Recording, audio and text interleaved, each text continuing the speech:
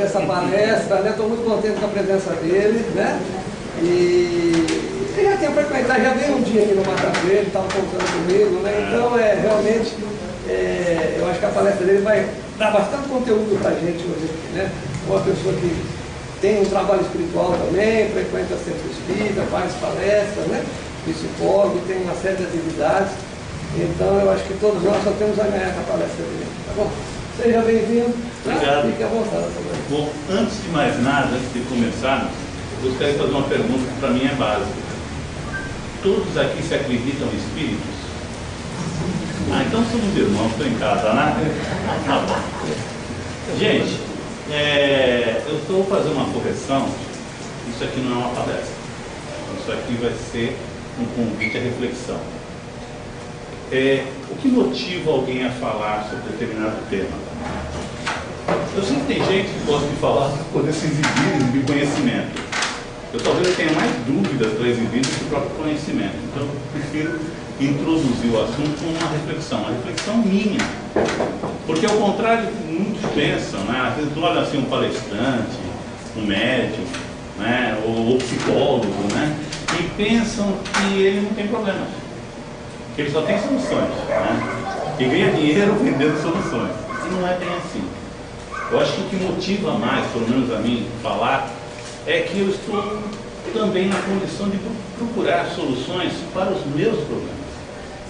E isso me leva a uma pesquisa constante sobre o que me motiva, o que me faz sofrer.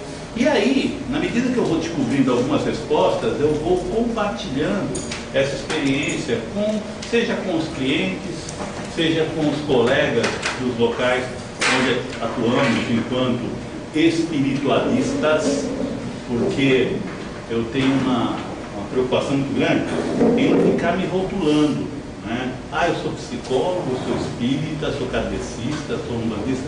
Eu sou um espírita. E já devo ter tido várias religiões que eu defendi como sendo a única verdadeira. Como eu não me lembro de todas as religiões, eu prefiro comodamente dizer que eu sou espiritualista, né?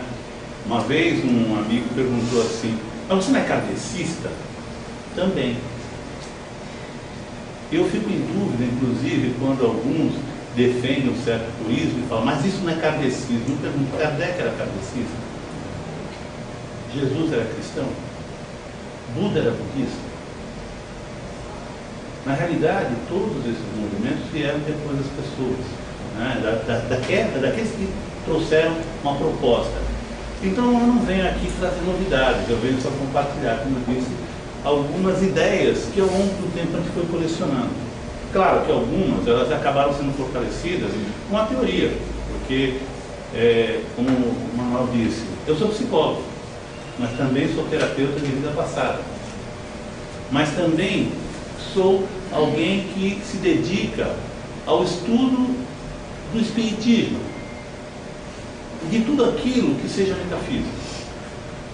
Eu trabalho numa casa espírita, que faz um trabalho voluntário lá, eu e o Deilson Manella, que é um outro psicólogo que atua, né, no terapeuta de vida passada.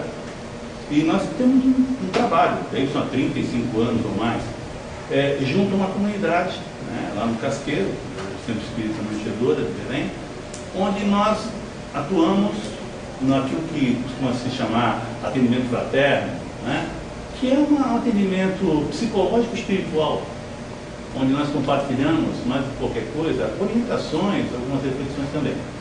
E também trabalhamos como médium, né? E isso não é para ficar exibindo aqui um currículo, é só para vocês verem que eu sou humano e estou tentando, como todos nós, buscarmos um caminho que nos minimize os sofrimentos decorrentes das nossas escolhas. Sempre, né? Pois bem. Hoje a gente vai falar sobre sentimento de culpa e como talvez superá-lo. E por que superá-lo, né? Antes de falar sobre sentimento de culpa, a gente tem que descobrir o que é culpa, né?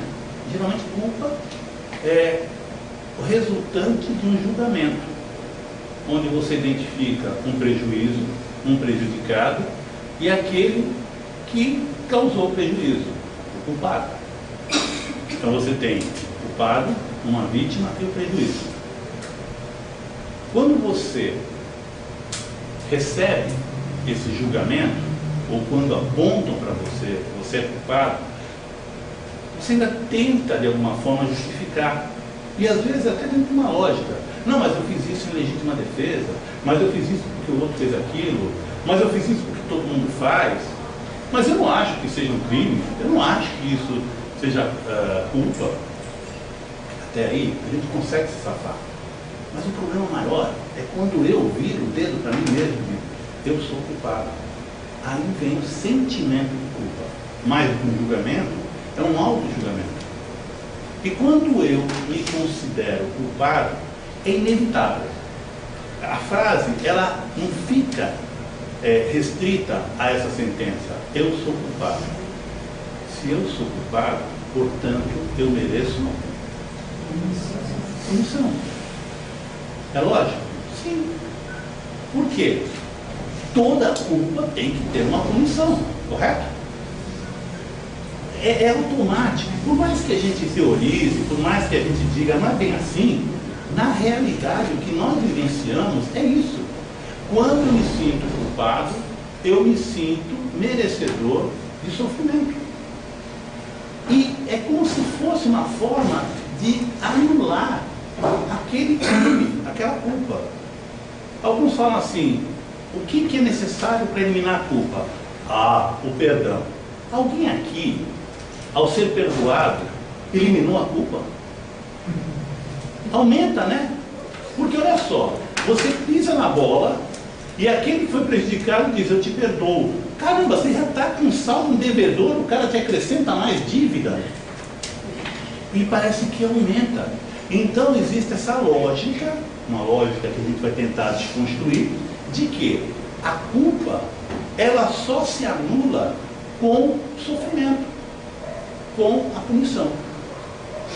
Mas de onde é que vem isso? Eu espero que a gente tenha tempo para falar de tudo isso, porque o negócio é muito complicado. Ao mesmo tempo é muito simples. Só que, de repente, para desconstruir isso, eu vou precisar usar argumentos que vão além daquelas explicações do tipo, você precisa se perdoar. Eu tenho que ter uma lógica, eu pelo menos eu sinto assim, não basta alguém falar para mim, não, pega leve com você mesmo, você é humano. Eu preciso ter argumentos que me deem substância. Por quê? Porque não é uma coisinha à toa. Eu me sinto culpado há milênios. Porque basta a gente olhar para a nossa história da humanidade para saber onde é que está a nossa culpa. Ou vocês acham que quem estava lá queimando, esse ou aquele, quem estava torturando, quem era? Os marcianos? Éramos nós. Que hora revezávamos também na fogueira, né? Uma hora ele tocava fogo, outra hora ele era queimado. E a gente trocava de posição, porém, éramos nós. Nós nos ferimos, nos magoamos ao longo de toda a nossa história. E agora, onde existe um senso crítico, onde existe uma estética e uma ética tão difundida em todas as culturas, que favorecem inclusive movimentos de libertação, como esses que estão acontecendo no Oriente Médio, como já aconteceram na América Latina. Enfim, toda essa ânsia por liberdade, mas também por felicidade, favorece uma reflexão. E aí, nós que desejamos tanto ser felizes, de repente nos deparamos com uma vozinha interior que diz, você não merece.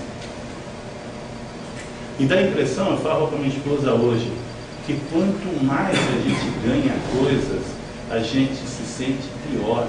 Porque é como se estivesse recebendo um prêmio que não fosse merecido. Então, é natural ouvir isso no consultório. Pessoas com dificuldades em aceitar a felicidade. E aceitam com uma naturalidade tremenda toda e qualquer desgraça. O que será, gente? Vamos pensar um pouquinho. Enquanto isso, eu tomo um gole. Olha só. E caramba, a câmera vai começar. Vai ter um fogo, né? Eu sou meio rebelde. Bom, olha, vamos pensar o seguinte. Como é que surgiu esse mecanismo hediondo que junta erro, culpa, sentimento de culpa, punição e, portanto, sofrimento. É um mecanismo. Quando ele foi criado? Há muito tempo. Vejam bem, se nós pensarmos, vamos pulsar um pouco Google, descobrir alguma coisa sobre culpa, a gente vai ver que isso começou há muito tempo. Mas vamos avançar uma civilização mais ou menos estruturada, ou melhor, muito estruturada, que era a grega. Foi na Grécia que surgiu o conceito de armatia, ou seja, pecado.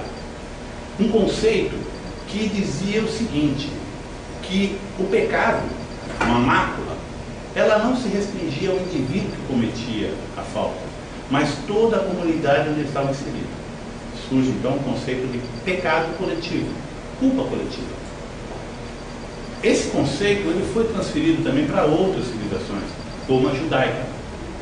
Né? A civilização judaica, ela até sofisticou na busca, claro, para se liberar do sentimento de culpa, e aquele sentimento de culpa coletivo, criou a figura do bode expiatório. Vocês já ouviram falar no bode expiatório? O bode expiatório não é aquele bode que fica assistindo a Globo no Big Brother, não é isso. Tá? O bode expiatório não expia no sentido de orar. Ele tinha a função de pagar pelos nossos pecados. Então o que acontecia? Um sacerdote, ele escolhia um bode, geralmente o bode era de algum parente dele, cobrava bem caro para aquele bode, era um bode especial, né? Onde as pessoas, em um determinado ritual, traziam os papeizinhos, né, anotados os pecados que elas tinham cometido e colocavam no bode, no bolsinho do colete do bode. Aí, quando o bode estava carregado dos pecados de toda a comunidade, botava o bode para o deserto. Para quê? Para passear? Não, para não ver. E o bode levava todos os pecados, era sacrificado em nome da comunidade. E todo mundo respirava aliviado. Ufa, nos livramos do bode com os pecados. Naturalmente isso foi sofisticando-se, né? Em vez de bode, aí arrumaram as bruxas. Né? E de repente, alguém de uma outra religião, ou de uma outra raça, esse conceito do bode expiatório continua valendo até hoje. De vez em quando a crise está brava, a gente descobre um culpado. Né? A gente adora arrumar um bode expiatório. Ou seja, onde a gente possa depositar todas as nossas culpas. Mas resolve? Não resolve. Tem gente que manipula, inclusive, essa nossa necessidade de expiação coletiva, mas escolhendo um que possa representar. Né? Às vezes é um homossexual, às vezes é o sem terra, às vezes é o político A, o político B, né? O nordestino, o cara que vem de fora, e não importa. A gente sempre arruma um bode expiatório. Pois bem. Mas na realidade, como é que começou essa história? Existem várias teorias, eu gosto dessa. Há muito tempo atrás, a relação que nós tínhamos uns com os outros, muito tempo atrás, era uma relação direta, na qual, quando eu cometia qualquer infração contra você, nós dois saímos do braço. Resolvíamos a parada na porrada. Quem era mais forte vencia, e de repente vinha lá um herdeiro, tal, vinha se vingar, e ficava aquela história, não, um matando o outro, tal. Mas a coisa era resolvida entre nós. Até que começaram a surgir alguns problemas, como seca, falta de comida, né, doença, e um esperto, sempre tem um esperto na parada, né, começou a dizer o seguinte, que aquelas coisas ruins que estavam acontecendo com todo mundo eram enviadas por Deus. Quem é Deus? Era o cara que era dono de nós, era o Criador, e nós, como criatura, nós deveríamos fazer a vontade de Deus. Mas quem é esse Deus que eu não vejo? Eu não vejo, mas o cara lá vê. O Manuel disse que vê Deus. Então eu tenho que confiar no Manuel. Né? Então o Manuel via Deus, pô, tem que ficar amigo do Manuel. Eu não vejo, mas ele vê o cara. Então olha só. Esse intermediário, muito esperto, ele sacou uma coisa. Ele sacou que nós, pela nossa necessidade de aprovação, nós éramos muito suscetíveis ao julgamento. E veja bem o que acontecia. Em vez de eu, como sacerdote, não importa que religião, manter uma relação direta entre o Criador e a criatura, eu me ofereço como o cara que vai traduzir o pensamento do Criador para as criaturas. Eu sou intermediário. Eu não sou o cara que planta o pepino, nem que colhe. Eu vendo ele. E às vezes nem tenho trabalho de transportar, controlar como transportador. Eu sou intermediário, sou eu que ganho. E eu quero manter essa dependência, é óbvio. Então veja bem, o que seria melhor? Você ter uma população, um grupo de pessoas que resolvessem os seus problemas entre si, ou se imaginassem culpados, tendo ofendido a Deus, não porque você matou uma pessoa, mas você matou uma outra criatura que é propriedade de Deus, você mexeu com o brinquedo de Deus. Não é o fato de você ter matado alguém, é o fato de você ter matado alguém que era filho de Deus. Caramba, o pai dele vai vir querer tirar satisfações. Tanto era assim a lógica, que se você matasse um que não era filho de Deus, não tinha problema nenhum. Se você matasse alguém que era de uma outra tribo, que não amasse teu Deus, mas você fez um favor. Mas se você mexesse com a criatura de Deus, nossa, você se preparasse porque Deus vinha com a cinta aí. Mas por conta disso, esse intermediário então criou a seguinte dependência: olha, você pisou na bola, mas eu vou limpar a tua barra e vou interceder por você. Mas como? Bom, eu posso quebrar seu galho, você vai pertencer à minha igreja, você vai fazer as práticas que eu disser para você, e assim vai. Mas aí eu vou ficar livre do inferno? Não, talvez. Talvez. Isso gerou uma dependência, sim, mas gerou uma coisa pior: a perpetuação do sentimento de culpa. Mas qual seria a alternativa ao sentimento de culpa? Se eu fiz algo errado, ou é o natural, se eu leso o manual e me conscientizo que fiz algo errado, seria fácil. Eu venho para ele e falo: olha, pisei na bola contigo, vê quanto foi o prejuízo, vou te pagar em 360 prestações. Ele pode dizer: não aceito. Pô, mas é como eu posso fazer. Aí a gente entra, né, num acordo amigável, certo? Mas olha o que acontece. Se acontecer isso, esse entendimento, mesmo que com certo prejuízo manual, não há necessidade do quê? Do intermediário. Não existe culpa, existe responsabilidade. Aí, imaginem que as pessoas não se sintam culpadas, sintam-se responsáveis. Que a culpa deixasse de existir no mundo. A maioria das religiões deixaria de existir. Por quê? Porque eu me relaciono direto com o pai, eu sou filho. E eu sacaneei meu irmão, eu vou lá e converso com ele. Como é que um pai resolve a parada entre filhos? Vem cá vocês dois, sente, resolvam a parada. Não é assim. Por que nós precisamos de intermediário? O intermediário, ele adora essa dependência. E ele vai sempre estimular o medo. O medo da punição. Mas como é que se estrutura isso? Tudo bem, isso aconteceu lá atrás, mas porra, agora nós somos pessoas esclarecidas, né? Será que a gente continua pensando assim? Veja só, Freud, que não era espírita nem espiritualista, ele defendeu uma tese muito interessante lá pelos idos da década de 20, que ele escreveu um trabalho sobre criminalidade. Criminalidade, né? Ele dizia as razões da criminalidade. Por que alguém faz algo contra o outro, né? E ele dizia lá pelas tantas o seguinte: muitos de nós ainda associam o sentimento de culpa a uma reflexão sobre um ato perpetrado contra o outro. Ou seja, você faz alguma coisa contra o outro e aí aquilo gera um sentimento de culpa. Freud, ele propôs uma ideia totalmente inovadora. Ele dizia que não. Não é assim que funciona a lógica. É o contrário. Por nos sentirmos culpados, nós cometemos atos contra o outro. Para quê? Para que nós possamos ser punidos.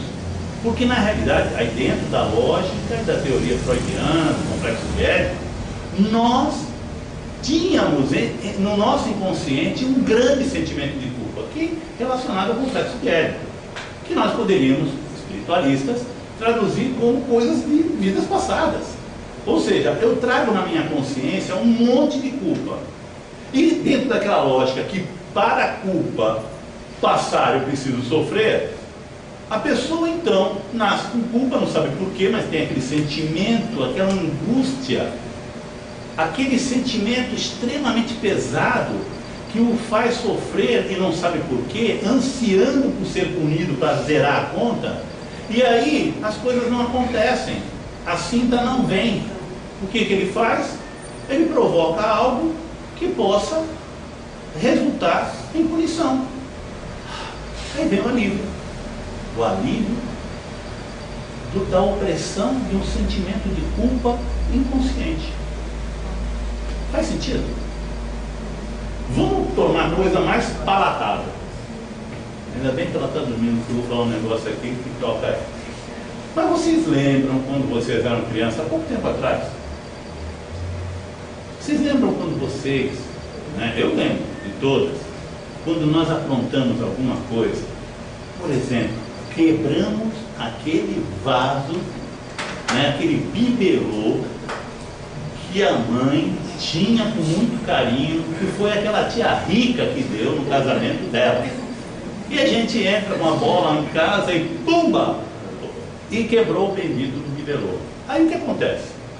Esse bibelô se transforma, aqueles cacos, num terror para a gente. Meu Deus, o que eu fiz?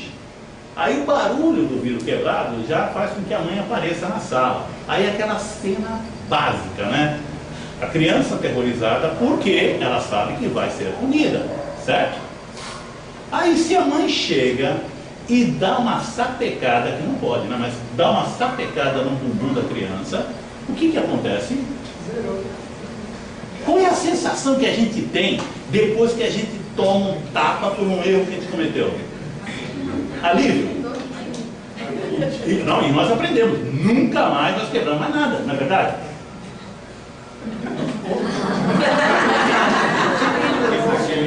Gente, olha só como é que funciona a lógica. Você quebra alguma coisa, a mãe chega, menino, olha o que vocês fizeram. Pô, chora, dói, arde e tal, até grita até mais, quebrou meu braço e tal. E de repente, você passa uma hora já, ufa, tô livre e lá venho eu quebrar outra coisa. Por quê? Por que será que a punição, ela não educa? Está aí o nosso sistema prisional, e não só no Brasil, que demonstra que a punição não educa.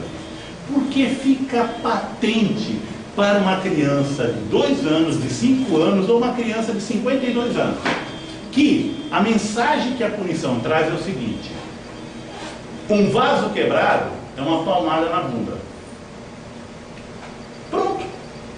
Eu resisto, eu sobrevivo a uma palmada na bunda, eu posso quebrar N vasos.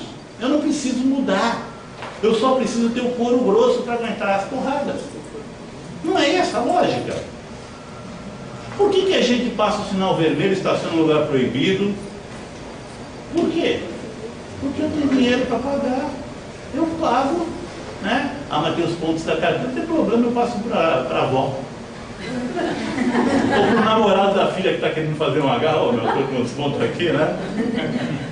Que o cara não tem nem carro, tem carro, mas não tem carro, né? Então veja só, na realidade, a punição, ela é extremamente pedagógica. Você pode continuar errando desde que você tenha lombo para segurar as pancadas. Mas é isso que a gente aprende, desde pequenininho. A gente não aprende a ter responsabilidade. Quer ver uma coisa torturante? E aí vocês vão entender por que é reencarnação. Se a gente não entender bem a bagaça, a gente acaba entrando nessa. É o seguinte: imagina essa cena. Sei que nunca aconteceu com vocês, mães, vocês nunca fizeram isso. filho vai lá e apronta. Quebrou o LP, quem tem mais ou menos idade, quebrou a bolacha preta, né, da trilha sonora da novela O Casarão.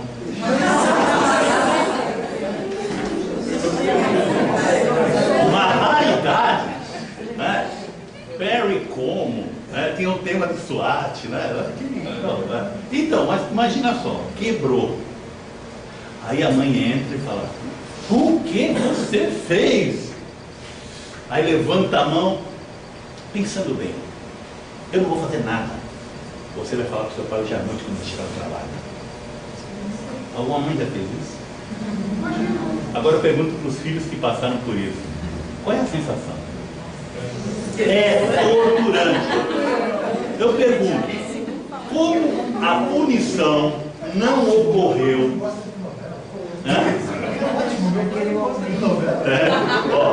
Como a punição não veio, qual é a sensação que fica? Que o casarão vai cair mais tarde. Que o casarão vai cair mais tarde. Eu fico livre? Eu saio dali pimpante, já vou quebrar outro disco? Eu faço alguma coisa relativa à minha própria felicidade? Eu me divirto? Não, eu não faço nada, porque eu estou em suspenso, aguardando a punição. Olha que coisa interessante. Em sã consciência, quem não foi punido fica aguardando a punição. Aí a criança fica a tarde toda esperando o pai. E quando o pai chega, ela fica já tremendo. Já teve diarreia, não sei quantas vezes e tal, né? Cada vez que abrir a porta, era um sobressalto, né? Aí o que acontece? O pai chega cansado, né? Teve que dobrar de turno, né? Aí chega assim a mulher e fala: olha, é o seguinte, você vê o que seu filho fez. Seu filho, não é o filho do casal, o seu filho, né? Seu filho, geralmente quando o filho pisa na bola não é do outro, aliás, é do outro, não é meu, né? E sempre é parecido com a família do outro. Batidão sempre, puxou o teu pai, puxou teu tio, às vezes puxou até um primo, enfim. Mas olha só, aí o que acontece? O pai chega e fala: olha, estou cansado, falo com ele amanhã. Nossa. Como é que é a noite dessa criança? Ela não dorme. E se dormir tranquilamente, vai ter um monte de obsessor visitando os sonhos dela, porque ela vai ter pesadelo, ela vai ter de tudo. Aí acontece algo no dia seguinte, ela está assim, surumbática, não dormiu, né? Está apavorada com a surra que vai tomar. E aí acontece o pior que pode acontecer de alguém que espera a punição. O pai volta para casa dizendo que foi promovido, vamos comer uma pizza. Mas eu? É minha surra. Você fez, mas isso fica registrado. A conta devedora parece que vai aumentando. E você se sente menos, porque você não empatou. Isso faz sentido? Vamos agora imaginar o seguinte. Vamos falar de reencarnação. Você está lá, século XIX, com alguns escravos, judiando adoidado deles, né? Aprontando mil e umas. De repente, cai a consciência. E aí você começa a perceber que não era bem assim que você tinha que tratar o ser humano. Você começa a ser elucidado com relação a amar o outro. Você sabe por quê? De alguma forma aconteceu alguma experiência transcendental que você, teoricamente, caiu a ficha. E aí você começa a pensar: meu Deus, quanta coisa errada que eu fiz. Ou é aquilo, então, depois que desencarna, né? Porque desencarna depois, né? Vem aquele videotape, vale a pena ver de novo, tal, vem lá o Fala Bela, mostra tudo que você fez errado. Aí você começa a pensar assim: meu Deus, quanta coisa eu fiz errado, como eu sou culpado, o que eu preciso? Mas aí, mas chega lá o protetor espiritual, tá, sem essa de punição, porque você só fez o seguinte, você fez o teu melhor, mas acontece que agora você vai reencarnar e naturalmente você vai ter que se ver com as pessoas que você se prejudicou. Você tem só que se fortalecer para encarar a realidade e mudar, aprender, enfim. com os erros, não repeti-los, e terá a oportunidade de fazer, né, a correção desses fatos. Tudo bem, você é treinado, você faz um monte de workshops lá no plano espiritual, tem um monte de consultores lá te ajudando, né? Faz um monte de cursinho. Aí você pega, planeja a reencarnação e vem. Aí esquece tudo, claro, né? Aí zera a fita e tal, né? Formata um HD, aí você vem. Aí você chega e nasce numa sociedade que novamente valoriza a culpa. E você quebra o bibelô.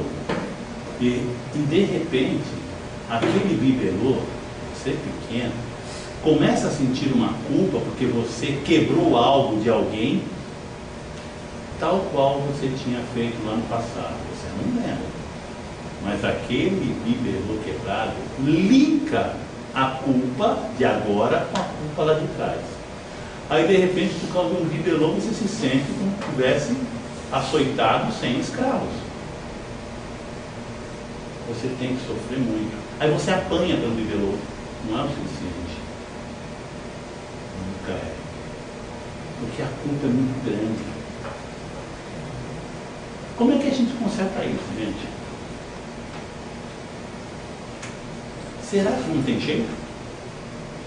Será que nós estamos fadados a ficar vindo, sofrendo, e aí sofremos, até que chega uma hora que cansa sofrer, aí a gente chega dessa brincadeira de apanhar, agora eu vou bater também. Será que é assim? Eu costumo dizer que o processo ele é pendular. O sujeito batia, estava lá no extremo do pêndulo. Aí ele pega, se arrepende, ai meu Deus do céu, se arrepende e fica com culpa. Eu tenho que sofrer.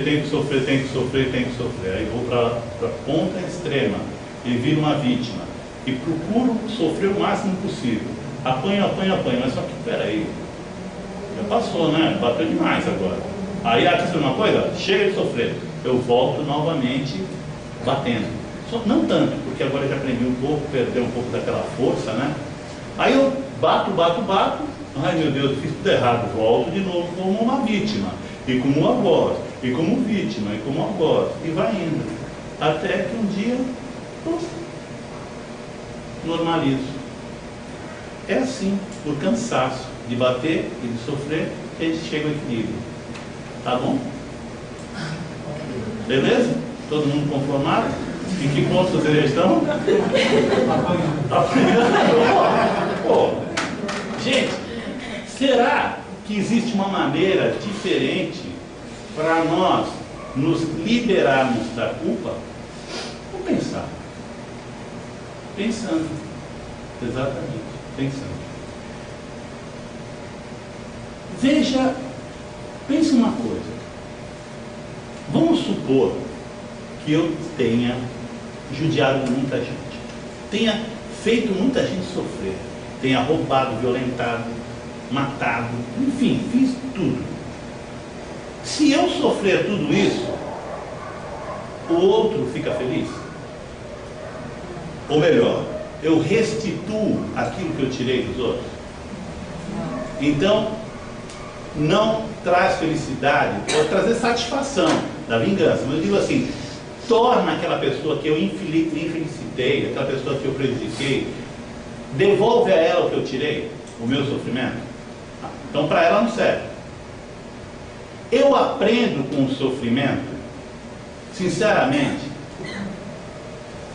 Eu sofro e aí eu me torno uma pessoa melhor, porque eu sofri. Pensem bem, o universo fica melhor com o meu sofrimento? Então para que serve a culpa? É um freio, né? Se a pessoa não sentir culpa, ela não freia. Tudo bem. A culpa, então, ela gera medo. Certo? A culpa gera medo. Porque eu sei que eu mereço sofrer e vai vir a porrada. Deus está voltando do trabalho. E vai falar comigo no final do dia. É isso?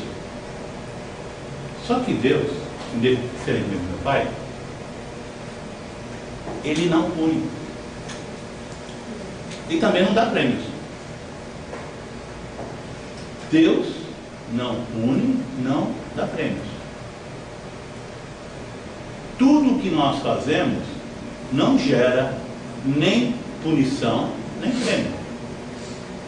O que gera nossas ações?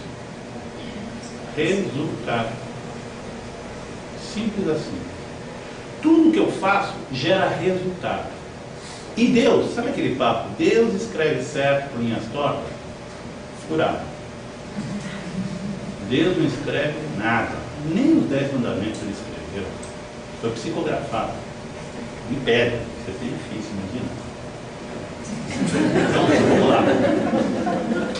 Imagine a seguinte situação. Deus, eu e a vida. Deus não escreve certo minhas tortas. Deus, ele não escreve nada. Ele edita. Ele publica. Ele é dono da editora.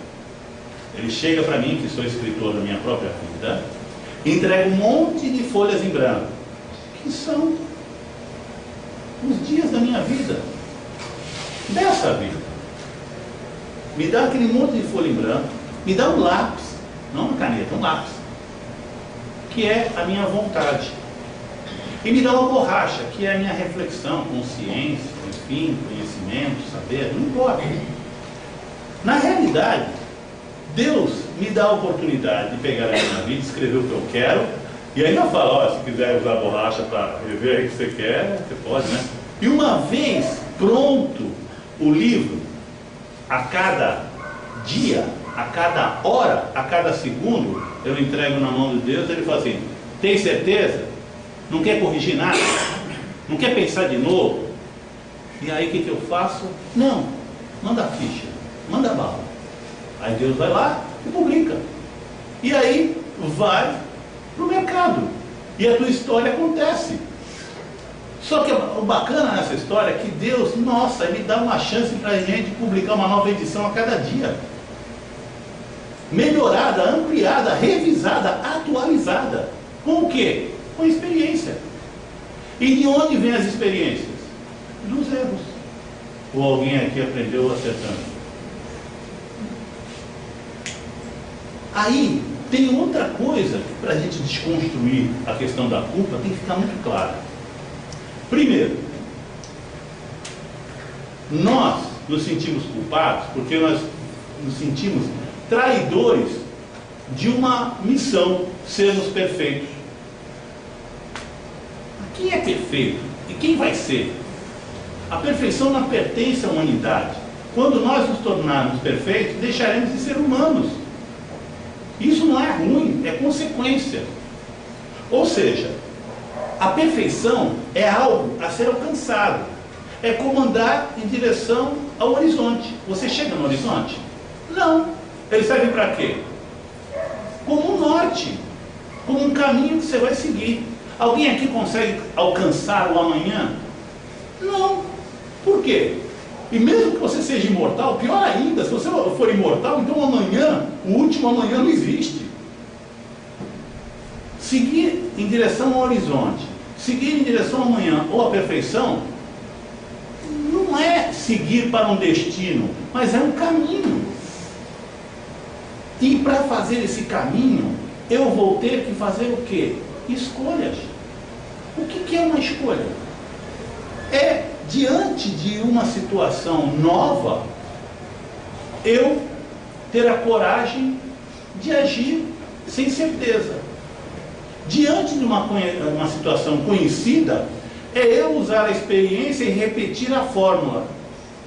Diante de uma situação conhecida, mas que eu fracassei, eu vou usar a experiência passada como referência para fazer diferente. A questão é muito simples. Quando nós estamos na escola e fazemos uma prova, qual é o objetivo da prova? É punir? Não. É você ter ideia do que você sabe ou não sabe. É esse o objetivo, é verificar em que ponto você se encontra. E quando você recebe o resultado da prova, um Czinho e Xzinho, onde é que você fixa a atenção? No Czinho ou no Xzinho? Por quê? Onde que errou? O que está certo, está certo. Agora o que me interessa é saber, peraí, mas por que está colocou aqui, quem descobriu o Brasil foi o Colombo, mas não foi. Não, foi Cabral. Certeza? Mas tem certeza? Tem, olha aqui, está no Google. Aí o que acontece? Aí você aprende. Você aprende com o quê? Com um erro. Você não aprende com acerto. Eu sempre conto essa história, que a mulher discutiu umas 10 mil vezes e ela faz aquela cara de interesse como se fosse discutir pela primeira vez, né? Uma vez nós fomos convidados, eu adoro cozinhar, gente. Adoro cozinhar, né? Então misturar aquelas coisas, sabe aquela. Eu tenho uma técnica própria, eu abro a geladeira, fecho os olhos, me medionizo, vou pegando as coisas. Então, olha só. Eu adoro cozinhar. E eu tinha tomado, estava muito calor, tinha tomado uma cerveja e tal, não sei o quê. E não sei por que baixou um caboclo lá e senti vontade de fazer uma salada estranha. Aí eu peguei, abri a geladeira da casa desse amigo e comecei a pegar tudo. E aí fiz uma salada legal pra caramba. Eu usei iogurte, mel, usei nozes, usei mostarda, enfim, fiz uma mistureba danada. E aí levei pra mesa. Aí o pessoal vai dizer, nossa, que delícia. Aí tem um cara lá, que era um bambambam, né? E ele chegou e falou assim, não, porque ele tinha uma casa enorme. Ele pegou e falou assim, adorei a sua salada, semana que vem você vem em casa fazer uma igual. Como? Chama o caboclo. Como? Por quê? Porque eu não tinha experiência. Eu tinha feito na sorte, o acaso, a combinação fortuita de todos os ingredientes, onde eu só tive coragem. Eu não anotei nada. Portanto, se eu tivesse errado, eu dizer, nossa, mas tem muito sal aqui, eu já saberia o ingrediente que eu não posso colocar tanto. Mas, e é assim que a gente aprende a cozinhar, não é?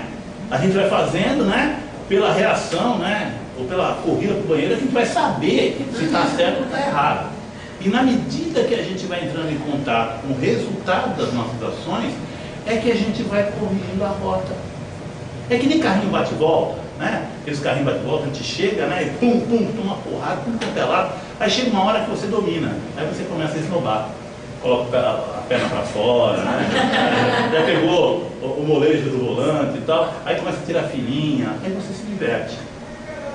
Mas você aprende justamente com os erros. Então, a gente precisa desmistificar que erro é uma coisa que deve ser evitada. Não, erro é uma coisa que tem que ser valorizada.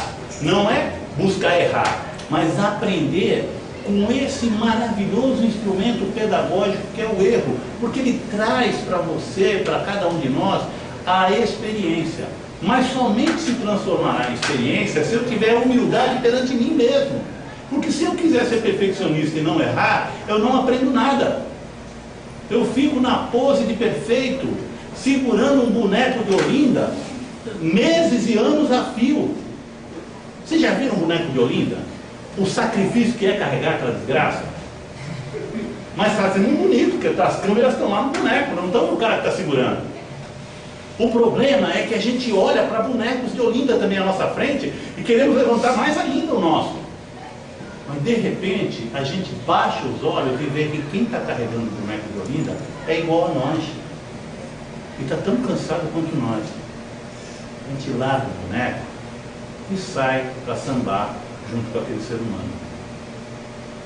A gente deixa de lado a perfeição e abraça a perfectibilidade através do reconhecimento do que nós somos.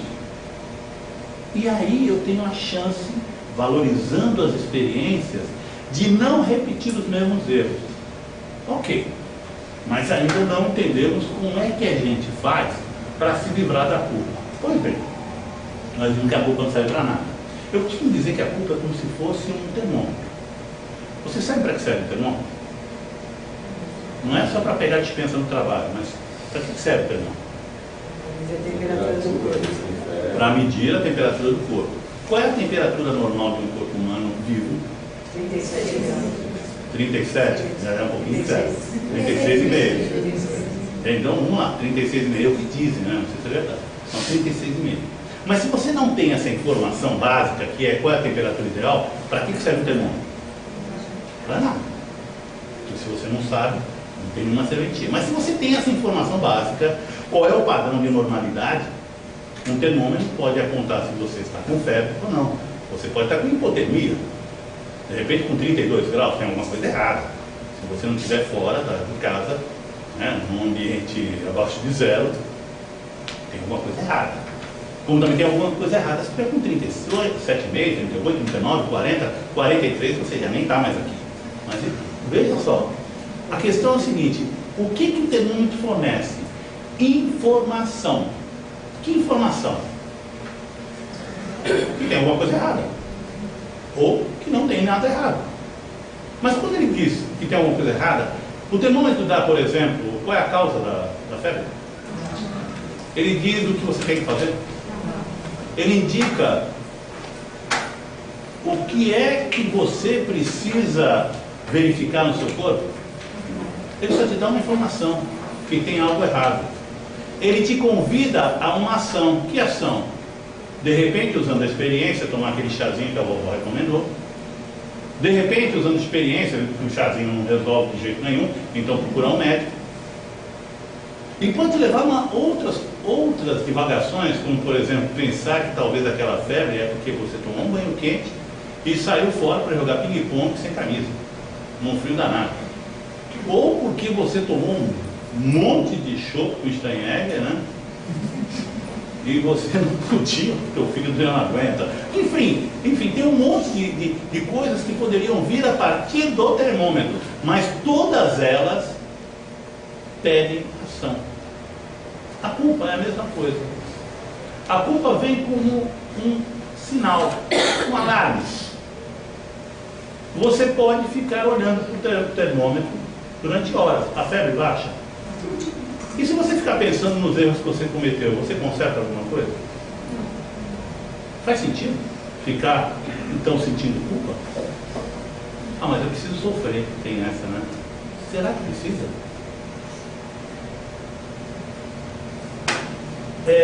Quando nós estivemos fazendo o nosso curso de pós-graduação em terapia de vida passada, cada um tinha que escolher um tema. E eu escolhi a culpa. O tema até da minha tese era superando o sentimento de culpa através da responsabilidade. Veja só, quando você se sente culpado, você entra naquele esquema culpa, punição. Quando você se responsabiliza, o que você faz? Você se move em direção ao ressarcimento, mas mais do que isso. Quando você se responsabiliza, você assume a responsabilidade a partir do conhecimento, da reflexão. Quer ver um exemplo? Você pega e estaciona o carro aqui na 13 de Maio, na hora que você está manobrando, né? Você está lá com o seu carrão, aquela Brasília, aí manobrando, pô! Você sente um pô, aí um crack e uns barulhinhos de vidro caindo no chão. Aí você olha e vê que você bateu na BMW do Manuel.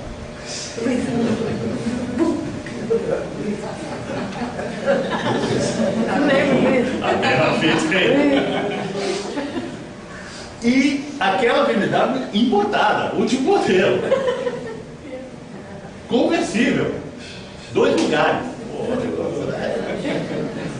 Aí você pensa bem, olha assim e fala, olha para um lado, olha para o outro, pega sua Brasília, vai saindo de fininho, estaciona umas 2 ruas além, mas quando você volta, você vê um monte de gente na janela olhando para você. Aí você fica com a nítida impressão de que alguém pode ter visto. Você sobe aqui, fica o tempo todo rezando para o Manuel não descer. E aí, de repente, alguém sobe na escada e fala: ô moço, eu queria falar com o senhor. Mas, meu Deus do céu, o cara viu. O senhor deixou cair uma chave aqui no chão. Ai, tá bom. Aí você, o Manuel, pô, eu quero falar contigo. O que é? Não, tem um recado aqui do guia. Tá bom. Aí você vai embora. Você chega em casa, toca o telefone, que é o Manuel reclamando Ou seja, você passa a viver no inferno. Por quê? Porque o sentimento de culpa te coloca na condição que você vai ser punido. E aquilo te provoca uma ansiedade, uma angústia que não tem sossego. Chega uma hora que você... Chega, fui eu que quebrei. Quebrou o quê? Né? Então tem assim. Agora imagina se de repente, em vez de passar por essa tortura, você pegou, quebrou e falou, cara, fiz uma cara. Chega lá na hora, eu quebrei o carro, quebrei o teu farol aí. Ele, pô, justamente meu farol, cara, o meu carro importado, isso vai custar uns $2.000 só para trocar. Eu falo, pô, mas é o seguinte, eu não tenho resultado, eu tenho R$2 aqui. Eu posso ir pagando aquelas prestações 360 vezes. Mas eu não admito um negócio desse. Mas é o máximo que eu posso fazer. Mas você é um irresponsável, não sei o quê. Lamento muito, sinto muito. Assim não dá. Nunca mais estacione o carro. Que não pode deixar que nunca mais eu vou estacionar. Você sai preocupado? Consciência pesada? Porque você é aliviado porque você fez o que você podia fazer.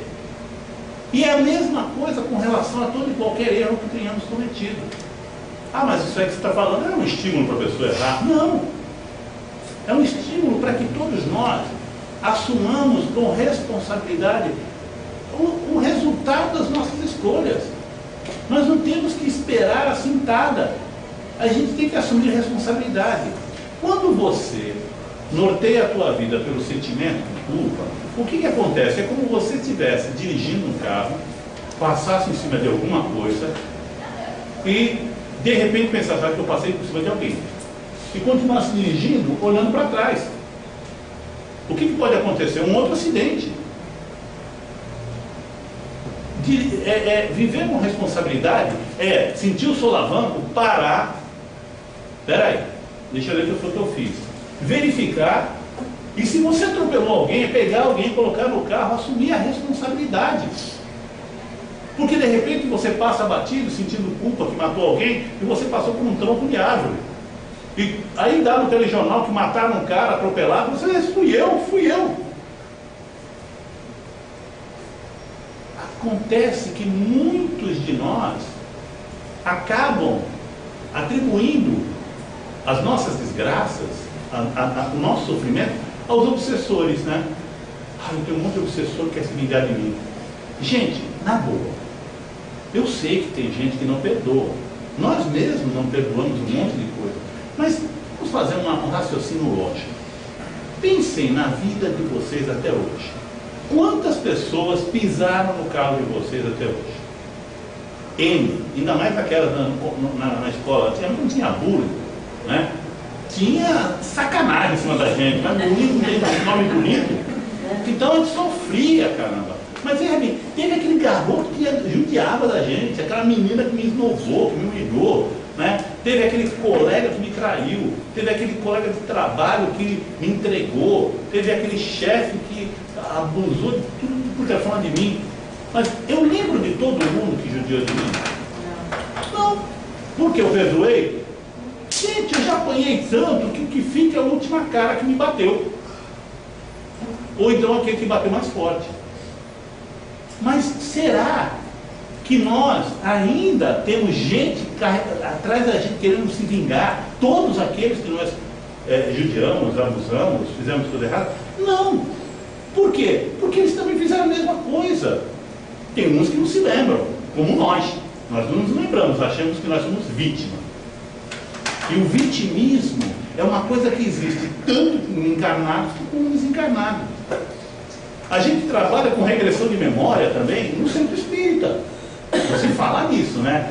Não se pode trabalhar com regressão de memória, ficar lembrando coisa da vida passada. Mas, pô, a gente não está lembrando coisa da vida passada. A gente está lembrando coisa que a gente não esquece, o sentimento de culpa. Tem muito espírito que chega lá, eu estou percebendo mesmo, porque na vida passada, não sei o que, ele judiou de mim. Tá bom, meu irmão, tá, mas perdoa, todo mundo erra. Que nada, eu não erro. Não. Olha só o que estão te mostrando aí. Aí vem o Vale a Pena Ver de novo do lado de lá. Aí lá está o Falabella mostrando o que o cara fez na novela anterior. Aí ele pega e se toca. Isso não é para justificar, então eu fiz porque o cara merecia. Não, você fez porque você quis fazer. Só que o problema é que todos nós, não existe vítima na história. Todos nós estamos no mesmo processo de aprendizagem, nós fazemos mal uns aos outros. E quanto mais rápido a gente aprender que isso faz parte do processo, mais rápido a gente vai aprender que a gente precisa assumir responsabilidade e não culpa. Basicamente, o discurso que a gente ouve no consultório, gente, quando der o tempo, dá um toque. Agora, já deu uma hora? Meu Deus do céu, cara, mas só falta duas. Então, olha só. Olha só. O que mais a gente ouve no consultório quando nós recebemos um paciente? O discurso inevitável. 100%. Culpa.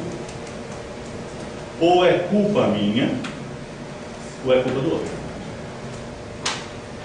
Eu até costumo dizer que nós já descobrimos, nós terapeutas de vida passada, nós já descobrimos que todos nós, sem exceção, inclusive aqueles que estão para se formar, né? Então, todos nós sabemos, a partir dos nossos pacientes, o que nós fomos de vida passada. Todos nós somos jagunços. Jagunço. Isso aqui é um jagunço. Aquele cara que era contratado para matar, para resolver o problema. Não é isso? Não gostava de um cara, contrato jagunço. Pô! Meu problema é aquele gajo. Pô! Meu problema é aquele sujeito que quer namorar com a minha filha. Pô! Meu problema é aquele cara que quer concorrer comigo nas eleições. Pô! Era assim que a gente resolvia. Né? No passado. Nós, como jagunços que éramos, reencarnamos. Arrependidos, não matamos mais ninguém. Mas é inevitável. Chega o paciente lá. Por que o senhor está aqui? Por que a senhora está aqui? Eu tenho um problema. Eu vim aqui para resolver. Qual é o seu problema, meu marido? Se eu tenho um problema, é o meu marido, e eu vou em alguém para resolver, eu estou querendo o quê? Que ele acabe com ele, não é possível. Não faz sentido, gente? Pensa bem. Teve uma senhora que chegou lá e falou assim: eu vim aqui, fui muito bem recomendada, porque eu sei que o senhor resolve qualquer problema. Opa! Jagunção, né? Aí o que acontece? Eu falei, mas qual é o seu problema, meu marido? Só o marido? Não, meu filho, minha filha e meu vizinho. É simples, né? Eu até, uma 18ª vez que eu vou falar esse mês. Eu peguei, tiro 4 cartões do bolso e falo, ó, dá para cada um deles, pede para marcar consulta com a Cida, né? E que ele diz, mas não, eu que vim aqui tratar. Eu falei, não, mas eu sou com um certo problema, porque o problema está diante de mim. Não é verdade? Se o problema é o outro, não é o outro que tem que estar aqui, não sou eu. Aí a cliente falou assim, mas você está querendo dizer que sou eu o problema? Eu falei, isso é prova de que uma terapia de vida passada funciona. 10 minutos a mulher ficou mais inteligente. E pagou ainda. Você ri? Você não sabe prestar consulta. Mas olha só. Olha o que acontece, gente. Na realidade, isso que a gente precisa definitivamente entender. Não existe problema fora de mim. Fora de mim existem situações. Situações. O problema está em mim. Não é que eu sou o problema. Eu tenho problemas a resolver. Ah, o problema é o desemprego. Não, o problema não é o desemprego. O problema é a dificuldade que eu tenho de me adaptar com a atual conjuntura. Ou porque eu não me satisfaço fazendo o que eu faço, ao mesmo tempo engulo, porque eu acho que eu tenho que sofrer. Por aí vai, né? A questão do sentimento de culpa associada a essa visão de problema nos leva ao vitimismo. Ai, todo mundo quer judiar de mim. Não existe, nada é pessoal. Nada do que fazem conosco é pessoal. Aí levanta uma mãozinha lá atrás. E se hipoteticamente, tá? Se hipoteticamente meu marido me traísse, não é pessoal? Não. Ele está fazendo isso por ele. Você pensa que eu vou perturbar minha mulher, vou trair ela. Não é isso, é para meu prazer, é para minha felicidade. Eu busco fazer o que é melhor para mim. E o outro? Que se dane o outro. Na realidade é assim. Então nada é pessoal. Ah, me mandaram embora, não era justo. Pô, melhor, né? Se fosse por justa causa, era pior. É aquela história do Sócrates, né? A mulher fala, Sócrates, me condenaram à morte, mas eles estão condenados, mulher. Eu só vou na frente. Mas isso é injusto, ainda bem. Já imaginou se eu fosse morto por justiça? Caramba! Então, na realidade, a gente precisa entender que a vida é aprendizado, que os erros fazem parte do processo, que eu vou aprender com os erros, e na medida em que eu faço escolhas, eu posso errar sim, mas eu posso transformar esse erro em material didático para a minha evolução. E aí eu vou fazer novas escolhas. Ou vocês acham que liberdade de escolha é uma vantagem? Não é, é uma aquisição valiosa, mas que tem um preço alto. Quando você escolhe, você exerce uma atividade muito maior que a liberdade de escolha. Você exerce renúncia. Escolher é renunciar. Escolher é renunciar. Quando eu escolho fazer algo, eu renuncio ao resto. Sempre. E a escolha que eu fizer vai me trazer resultados. Bons, maus, não importa. O que importa é o que eu vou fazer com os resultados. E aí, eu não tenho lugar para culpa, tem lugar para responsabilidade. Gente, o assunto é vasto. Eu paro por aqui. Se alguém quiser fazer alguma pergunta, nós temos 3 horas ainda pela frente. Vamos abrir uma pergunta, né? Quem quer fazer uma pergunta? Uma aguinha primeiro? Pode perguntar, gente. Eu tenho resposta para tudo. Sério. Eu falei outro dia isso aí, o pessoal ficou. Teve um senhor que se sentiu desafiado. Tem mesmo? Tem tudo. Aí ele perguntou um negócio, eu falei, não sei. Não sei. A resposta eu tenho agora, para lhe agradar. Diga. Então, tem ambientes que são assim, né? Como se fosse ofuscados, pessoas que são assim, meio maquiavélicas e querem usar a culpa para projetar no outro, e aí elas criam um ambiente de culpa para todo mundo, porque às vezes elas querem ser as mandonas, as manipuladoras do ambiente, né? E às vezes pessoas desde criança crescem num ambiente assim. Todos. Mas às vezes é meio exagerado o negócio. Meio? Totalmente. Você acha que, na boa, você acha que o nosso sistema de consumo sobrevive por conta de quê? Da felicidade? Da busca por prazer? Não, culpa. Eles pegam que precisam o quê? Olha o seu cabelo como está ruim. Olha como você está gordo. Olha como você está velho. E aí você se sente culpado, inadequado, você vai fazer aquilo que quer. Eu costumo dizer o seguinte, né? É que isso depois vai para a internet. Existem profissões que espelham arrependimento por erros cometidos no passado, que nem todo psicólogo é um obsessor arrependido. E se for dirigente de centro, mais arrependido ainda. E se for psicólogo e médium, putz, o cara fez muita caca. Mas enfim, mas tem algumas profissões que ainda continuam com essa obsessão, né? Por exemplo, publicitário, que geralmente convence você de algo que você precisa, mas não precisa muito, né? Mas tudo bem. Mas, gente, isso que você falou é verdade. A nossa sociedade, ela está estruturada no medo. E o medo está junto com a culpa, né? A culpa, o medo de sofrer. O medo de sofrer é algo que, segundo falam, é inevitável. Você vai ter que pagar. Então, o que acontece? Veja só se a gente não se estrutura no medo. Geralmente, tem 3 medos que norteiam a minha vida. O medo de não conseguir, o medo, depois que eu consigo, de não conseguir manter, e depois que eu perco, o medo de conseguir de volta. Não é isso. O medo de não conseguir faz com que, por que eu tenho medo de não conseguir? Porque eu não mereço. E aí, quando eu consigo, por que eu tenho medo de perder? Porque eu não mereço. E quando eu perco, e de repente, perco assim, né? Eu era tão feliz com aquela pessoa perfeita, de repente me separei, eu nunca mais vou ser feliz, né? Pois assim, não, eu tenho que ser, né? Eu quero ser, mas eu não mereço. Gente, enquanto a gente acreditar que a gente merece sofrer, não tem jeito. Nós somos os nossos próprios algozes, juízes e tudo mais, né? É o pacote inteiro. A gente já nasce com um chicotinho na mão. Tem gente que fala assim, eu vim nessa encarnação para resgatar. Que resgatar? Alguém dá uma olhada no umbigo, vê se tem amarrado uma duplicata.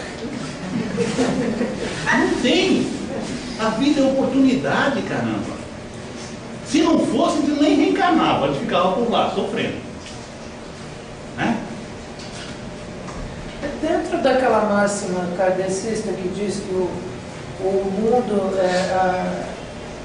é um ambiente de provas e expiações, Adoro. isso não acaba reforçando a culpa e às vezes eu vejo kardecistas, não generalizando, que acham que quanto mais sôfregos eles forem, mais depurados eles se tornam espiritualmente, e aí tem gente pedindo para sofrer. E aí como é que funciona esse... Mas funciona a cabeça do pessoal que pensa assim, é o seguinte, ó. Porque o mundo é de desenvolvimento e de aprendizado. Não, mas a pergunta... ninguém veio aqui para espiar ninguém. Né? Não, mas olha, a pergunta, quando você encontra lá no livro dos Espíritos, né, que o mundo é um mundo de provas e expiações, é assim, a pergunta é, para que serve a reencarnação? Qual o objetivo da encarnação? Provas, expiação e melhora contínua da humanidade. Vamos começar pelo final. Melhora contínua da humanidade. O que é isso? É um processo, correto? Então, legal. Como é que é a melhora? Ela é contínua. É um processo de melhora. Vai aos poucos acontecendo melhora. A questão da prova. O que é uma prova? Uma prova é um instrumento pedagógico que serve para verificação do real conhecimento adquirido. Por isso que você faz prova. Então, se vou falar que a reencarnação serve para melhorar a humanidade como um todo, e que ela é um instrumento para verificação daquilo que foi realmente aprendido, perfeito. E expiação? Expiação vem da expressão latina expiare. Expiar significa tornar correto, corrigir, acertar. O termo se refere a tornar certo algo que estava errado. Então, expiar é corrigir. Onde é que entra a punição nessa história, gente? Tem uma pergunta 909 do Livro dos Espíritos. Kardec pergunta: poderá o homem, pelo amor de Deus, os puristas, eu não vou falar certinho porque eu não decoro esse negócio, mas poderá o ser humano superar as suas dificuldades e se afastar do mal pelos seus próprios esforços? Resposta taxativa dos espíritos: sim, e muitas vezes com um esforço mínimo, vírgula, basta a vontade. O que é vontade? É algo consciente, raciocínio, pensar. Kardec era tinhoso e perguntou mais ainda: mas vem cá, mas qual é a maneira prática? Existe uma maneira prática de melhorarmos e evitarmos esse mal? E aí os espíritos, numa frase mais curta ainda, falaram: já houve um sábio entre vós que dizia: conhece-te a ti mesmo. Ponto! Não está falando lá sofra, reze, adore, faça caridade. Ele fala: conhece-te a ti mesmo. O que é conhece-te a ti mesmo? Autoconhecimento. O que sou, quem sou, o que faço, por que faço. Por que sofro? Por que me deixo sofrer? O que busco? O que realmente eu estou querendo da vida? São perguntas centradas em mim. Não é o que o outro faz comigo, deixa eu fazer. O que o outro faz com aquilo que o outro faz comigo. Então, aí, Kardec ainda vai mais. Mas tem algum exemplo, alguma coisa que mostre na prática? O negócio era tinhoso mesmo, né? Aí vem a resposta de Santo Agostinho: Fazei como eu fazia quando estava entre vós. Toda noite ao chegar em casa, eu pensava em tudo que eu tinha feito, analisava as situações, aquilo que eu tinha escolhido e verificava se o resultado daquilo condizia com o que eu buscava. O que é isso? É um processo consciente de verificação, de autoconhecimento. O Espiritismo, então, lhe diz o seguinte: nós estamos aqui para nos conhecermos. E uma vez que eu me conheça, eu olho para mim sem restrições. Eu não vou buscar em mim uma pessoa boa, mas uma pessoa melhor. A pior coisa que pode acontecer com uma pessoa é ela querer ser boa. Sabe por quê? Gente, existem coisas que são assim extremamente paralisantes. Quando vocês imaginam quem é uma pessoa boa, um exemplo de bondade para vocês. Madre Teresa de Calcutá. Madre Teresa de Calcutá. Você se vê se tornando Madre Teresa de Calcutá nessa vida? Mas veja bem, vamos colocar um exemplo mais terra. Eu tenho um avôzinho que é uma pessoa generosa, não importa que eu tenha feito na mocidade, mas ele é uma pessoa maravilhosa. Eu queria ser tão bom quanto ele. Para mim ser tão bom quanto ele, eu tenho que ser ele. Então o que acontece? Quando eu busco ser bom, eu tenho uma referência externa e tento atingir aquilo. Eu quero ser um Ctrl-C, Ctrl-V. Pô, se for para fazer isso, caramba, devia ter um cara lá no plano espiritual, o cara desencarnou, peraí, para um pouquinho, Ctrl-X, Ctrl-C, Ctrl-V. Pronto. Cola, copia, cola, copia, cola, copia. Gente, não é assim que funciona. O processo é de melhoria. Ou seja, para ser feliz, eu não tenho que ser bom, eu tenho que ser melhor. Quando eu penso em ser bom, olha como é que funciona a coisa. Vou fazer um teatrinho aqui. Eu quero ser bom. Aí eu pego, olho para trás. Vejo aquele monte de carta que eu fiz. Nossa, eu não fui nem um pouco bom. Eu não sou bom. Dificilmente eu vou ser bom. Mas aí o que eu faço? Eu tenho que ser bom. Todo mundo diz que eu tenho que ser bom. Aí eu compro uma peruca, põe uma barba, um manto branco e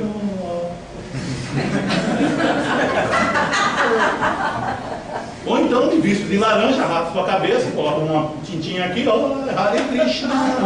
Gente, eu não estou fazendo crítica a nenhuma religião, estou dizendo que quando as pessoas são devotas, pô, maravilhoso, é um encontro dela com ela mesmo dentro da religiosidade. O problema é quando nos disfarçamos de pessoas boas. Eu começo a me vestir como Chico Xavier, com aquele bonezinho ridículo, aquele óculos escuros e tal, não sei o quê. Ah, eu sou Chico. Não, gente, tem gente que fala até igual o Chico. Eu já vi palestra que o cara, nossa, parece um clone do Chico. Mas, gente, a escravidão de ser bom nos impede de sermos o que somos, humanos melhores. Quando eu penso em ser melhor, eu olho para trás e vejo as mesmas cacas, assim, caramba, quanta coisa errada eu fiz. E hoje? Pô, já não faço tantas. Melhorei, e sem querer. Mas eu quero ser melhor agora. Pô, se eu conseguir fazer tudo isso inconsciente, imagina agora que eu tenho consciência. Eu vou investir. Diga. Então, o segredo então seria tudo que a maioria das coisas que a gente faz de errado, muitas delas são inconscientes por motivos que o inconsciente está escondendo. E o fato de trazer isso para cima, para a consciência, é que vai fazer a gente começar a mudar alguma coisa. Tem que não necessariamente, olha só. Às vezes o pessoal fala, pô, você faz regressão em vidas passadas para quê? Para melhorar a gente? Não. Eu não faço nada. Não me coloque nessa encrenca, não. Eu estou lá só pilotando o fogão. O angu, quem está colocando os ingredientes é você. E o prato, quem vai comer é você mesmo. O que a regressão de memória surge como um instrumento para o entendimento dos processos que muitas vezes são incompreensíveis. Há necessidade de saber isso? Você se conscientizar. Sim, mas há necessidade de você saber o que fez em vidas passadas? Não necessariamente. Você quer saber o que você fez em vidas passadas? É fácil ver como é que está a sua vida hoje. Tem gente que fala assim, nossa, eu devo ter feito muita coisa errada. Eu falo, calma, só fez o suficiente. Mas é claro, você só fez o suficiente para ter o que tem hoje. E isso não é castigo. É resultado, volto insistentemente. Isso é um processo de conscientização. Sim, mas de conscientização. E quando você se conscientiza disso, você não se encara mais como uma vítima, nem de você mesmo. Porque tem aquele discurso assim, eu estou pagando, né, pelo que eu fiz. Tu não está pagando nada, você está simplesmente escolhendo o resultado de escolhas que pareciam ser as melhores na época. E aí vem uma coisa que eu ia esquecer. Isso é meu ponto de vista. Gente, tudo que eu falei aqui é opinião. Não é verdade. Você tem que pegar, pensar e fazer. O cara lá estava completamente abilolado. Mas olha só. Tudo que nós fazemos, em todos os momentos da nossa vida, é expressão do melhor que nós podemos fazer. É o melhor. Veja, não existe ninguém na face da Terra, ninguém que fale assim, eu agora vou quebrar a cara. Que levante de manhã, eu quero ser infeliz. Mas não tem masoquista? Não, masoquista, ele quer sentir prazer com a dor. Esse é o objetivo dele, mas o objetivo é a felicidade. Ele acredita que pode ser feliz com a dor. Mas o objetivo de cada um de nós é sermos felizes. Então tudo que a gente faz, desde oferecer uma flor ou violentar alguém, eu faço porque eu acredito que aquilo é o melhor que eu posso fazer, é a maneira correta, mais justa, perfeita. Eu só faço o que faço por acreditar que vale a pena. Eu peço, caramba, vou para casa e saio com a minha mulher ou vou atrás da vizinha? Meu Deus, não, é meu, é minha vida e eu decido. Aí, mas então você está dizendo que eu posso fazer o que quiser? Claro, você sempre faz o que quer. Agora o problema são os resultados. Você pode fazer o que você quiser, você pode chegar aqui e sair e matar alguém. Existe alguma coisa no universo que impeça você de fazer alguma coisa errada? Não. Só as gaves às vezes, né, impedem você pular um muro, alguma coisa assim. Mas o que eu quero dizer assim, quando você quer, você faz. Agora, tudo que você faz vai gerar resultados. E se você conseguir estabelecer entre o resultado, a ação feita e você entender que aquele mal-estar, que aquela vida difícil, que aquele sofrimento está relacionado às suas escolhas, cara, você pega e descobriu a coisa mais importante. Então eu descobri quem é o cara que está ferrando a minha vida. Sou eu. Olha, tem duas coisas boas nisso. A primeira é que justamente, como eu disse, que nós buscamos sempre o melhor, e nós sempre faremos melhor. Veja, mas eu errei pra caramba, eu fiz um monte de coisa errada, mas quando você fez, lembra, na hora que você fez aquela coisa errada, você pensou, você escolheu, você falou, pô, isso aqui vale a pena. Não vai dar uma dor de barriga desgraçada, mas é tão gostoso. Mas você escolhe, aqui, você pesa, apesar da dor, vai ser bom. Ou então, não, eu estou certo. Mas se você, então, quando você vê o resultado, se você não associar o resultado ao desprazer, você continua fazendo a mesma coisa. Por que não se mexe no time que está ganhando? Porque está ganhando. Se eu acredito que o que eu estou fazendo está certo, eu vou continuar fazendo até que um dia eu acordo e veja, caramba, está errado. E aí eu paro de fazer. O que eu faço? Vou fazer o certo? Não, vou fazer diferente. E o resultado pode ser que seja bom ou seja mal. Sabe aquela história da lâmpada, quando foi inventada? Thomas Edison tentou 1042 vezes. Aí a lâmpada deu certo. Aí chegou um cara sacana e falou assim, pô, como é que você teve coragem e paciência para errar 1041 vezes? Eu não errei. Eu só aprendi como não fazer uma lâmpada 1041 vezes. Ou seja, ele olhou cada ação negativa como sendo uma lição. E ele excluía, não faço isso, ele foi tentando. E a gente faz isso o tempo todo. Veja só, caminhar talvez seja o primeiro desafio mais difícil, né, depois que você nasce. Caminhar, aprender a andar é algo extremamente difícil. Vocês sabem quantas tentativas em média, tem louco para tudo, né? Conta tudo. Se conta, então não tem o que fazer, fica contando essas coisas. Mas vocês sabem quantos tombos em média, isso catalogado aí, uma criança toma antes de andar, entendendo que andar não é dar o primeiro passo. O primeiro passo não é fazer isso não é o primeiro passo. Isso é a primeira experiência de talvez um passo. Ela desequilibra, se reequilibra, aí ela tenta com o outro pé, e aí ela viu que se equilibra nos dois, então ela arrisca o primeiro passo, que é o terceiro movimento. Esse é o primeiro passo. Para chegar nesse primeiro passo, você sabe quantas tentativas de média uma criança faz? Ou seja, quantos tombos ela toma antes de dar o primeiro passo? Pode chutar. Quanto? Entendi. 800? Quase isso. 1.200. 1.200 tombos, 1.200 fracassos até que você dê o primeiro passo.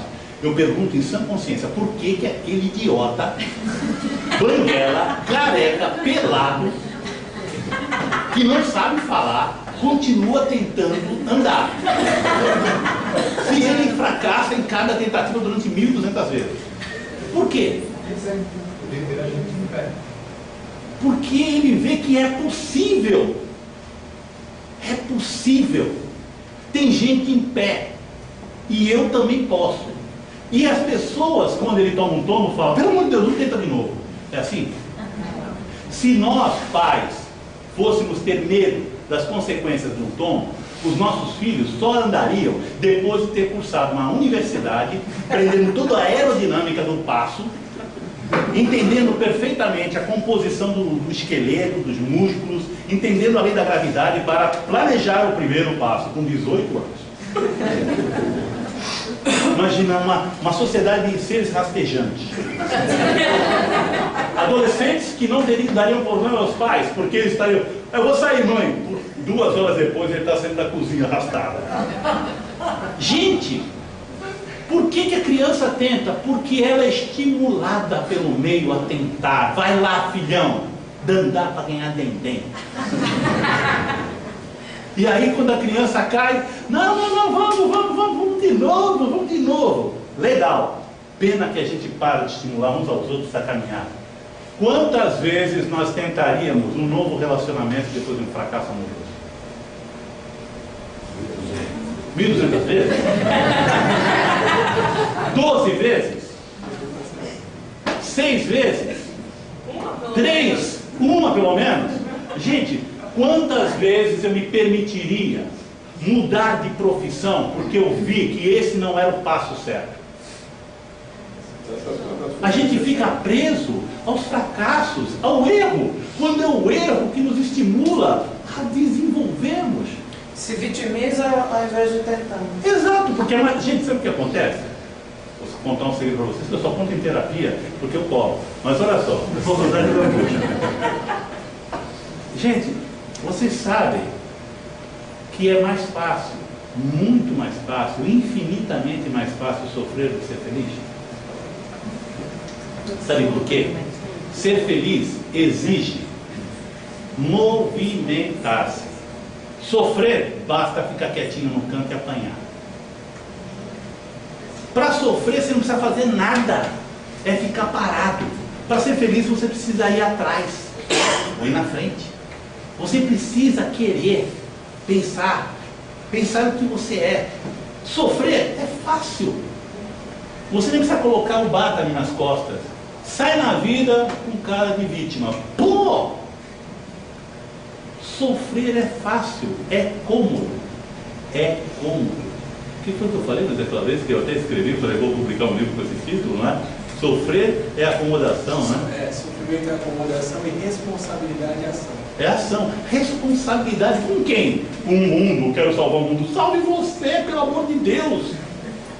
Salve você de você mesmo, das suas culpas. Seja feliz.